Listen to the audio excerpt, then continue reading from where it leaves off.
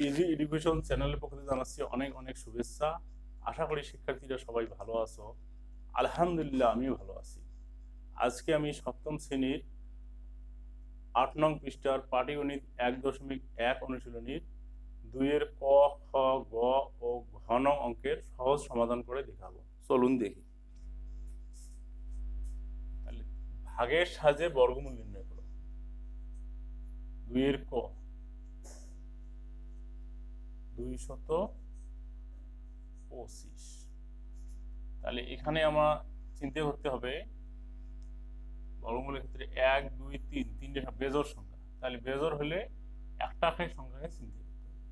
তাহলে এখানে এমন একটা সংখ্যা নেব, সেই সংখ্যা দিয়ে সেই গুণ করবো, করিয়ে এই সংখ্যাটা হয় সমান না ছোট হতে হবে। তাহলে ২ যদি নেই ২ ৪ বেশি হয়ে যায়, ১ নেব, এককে ১। ২-এর থেকে ১ বাদ দিলে ১। আবার এখানে যে সংখ্যাটা পাওয়া গেল সেটাকে আবার ২ দিয়ে গুণ করতে হবে, করিয়ে এখানে লিখতে হবে ২ অক্ষে ২। তাহলে তারপরে ২ ঘর টানিয়ে নিয়ে আসি বর্গমূলের নিয়মে। তাহলে এই যে ২ পাইলাম, ২-এর সাথে এমন একটা সংখ্যা গুণ করব, যে সংখ্যাটা নেব সেই সংখ্যা দিয়ে আবার গুণ করবো, করিয়ে ধরে ১২৫ মিলে। তাহলে যদি ৫ বাদ দিই, ৫ দিয়ে আবার গুণ করি, ৫ ৫ ২৫-এ ৫ হাতে ২, ৫ গুণ ১০ আর ২ ১২। তাহলে ৫ দিলে ১২৫ মিলিত হলো। তাহলে ৫ যাবে এখানে। তাহলে এই ১৫ হবে বর্গমূল। উত্তর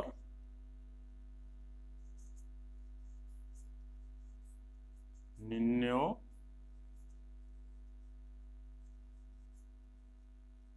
বর্গমূল ১৫। আশা করি বুঝতে পেরেছ। তাহলে এই নিয়মে আমার পরের অঙ্কগুলো করবো।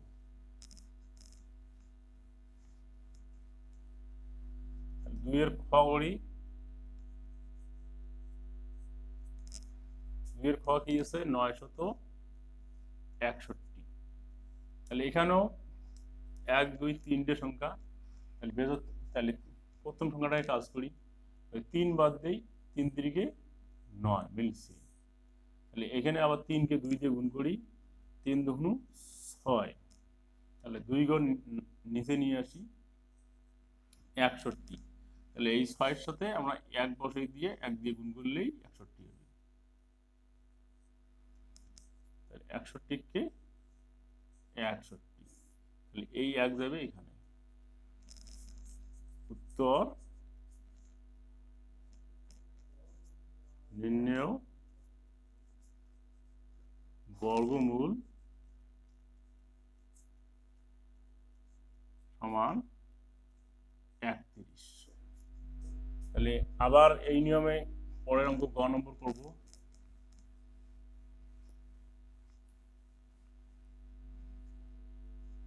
২-এর গ। ২-এর গ কি আছে? ৩, ৯, ৬, ৯। তাহলে এখানে ১, ২, ৩ চারটে সংখ্যা। চারটে সংখ্যা, তাহলে আমরা জোড় সংখ্যা, জোড় হলে এই দুইটাই কাজ করবো। ৫ নিয়ে ৫ ২৫, ৬ নিলে ৬ ৩৬, ৭ নিলে ৭ ৭ 49, বেশি হয়। তাহলে ৬ বাদ দিতে হবে, ৬ ৬ ৩৬। তাহলে ৯-এর থেকে ৬ বাদ গেলে ৩। তাহলে এই ৬-কে ২ দিয়ে গুণ করি, ৬ দুগুণ ১২। ৬৯ নিচে নিয়ে আসি। তাহলে ১২-র সাথে এমন একটা সংখ্যা দেই, সেটা গুণ করি, আবার এই সংখ্যা সমান হয়। তাহলে ৩ দেই, যদি ৩ দিয়ে ৩ গুণ করি, ৩ তিরিকে ৯, ৩ দুগুণ ৬, ৩ একে ৩। তাহলে ৩ দিলে ৩৬৯ মেলে। এই ৩ চলে যাবে এখানে। উত্তর নির্ণেয় বর্গমূল সমান ৬৩। তাহলে এই নিয়মে আবার আমরা ঘ নম্বর করতেছি।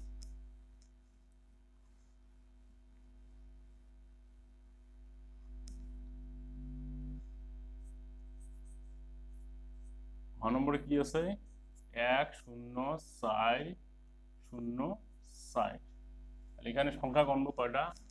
1 2 3 4 5টা, তার মানে বেজোড় একটাই কাজ করতে হবে। এখানে এক বাদ দিই, এককে এক, একে গেল মিলল 0, এটা 2 দিয়ে গুণ করি, 2 অক্ষে 2, তারপর এই 2 ঘর টানি নিয়ে আসি, তাহলে তাহলে সামনে শূন্যর দাম নেই 60, তাহলে এক বাদ দিলেই 21 হয়, তাহলে হবে না। তাহলে এই 0 বাদ দিয়ে এখানেও 0 দিতে হবে, এই 0 আসলো, 10 গুণ 20, তাহলে এই 0 দিয়ে আবার পরে 2 ঘরটা নিয়ে আসতে হবে। তাহলে 2 20 হলে 20 এর সাথে কি দেই, দিলে 404 হবে, 2 দিয়ে দেখি, 2 দুগুণ 4, 2 শূন্য 0, 2 দুগুণ 4, তাহলে 2 বাদ দিলে 460, এই 2 চলে যাবে এখানে। উত্তর নির্ণেয় বর্গমূল সমান 102। আশা করি শিক্ষার্থীরা অঙ্কগুলো ভালো করে বুঝতে পেরেছো। আজকের পর্ব এখানেই শেষ করছি, পরবর্তী পর্ব দেখার আমন্ত্রণ রইল। সবাই ভালো থেকো, সুস্থ থেকো, আল্লাহ হাফেজ।